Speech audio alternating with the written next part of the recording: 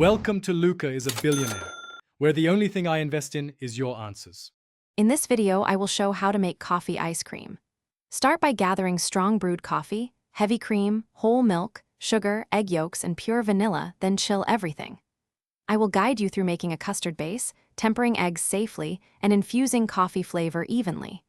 You will learn how to adjust sweetness and strength, cool and churn correctly, and achieve a creamy texture that scoops well and resists freezer ice crystals. Make the custard carefully and patiently for the best custard-style coffee ice cream. Heat milk and cream with brewed coffee to release caffeine and aroma, then whisk sugar into yolks and temper with warm liquid. Cook on low until it thickly coats a spoon, then strain to remove any bits. Rapid chilling prevents bacterial growth and preserves texture, so cool the base quickly before aging it in the fridge for richer flavor. Churning transforms the custard into smooth, scoopable coffee ice cream with balanced texture. If you have an ice cream maker, churn until it reaches a soft set stage, then transfer to a container and harden. For no churn, whip heavy cream to stiff peaks and fold into a thickened coffee base before freezing.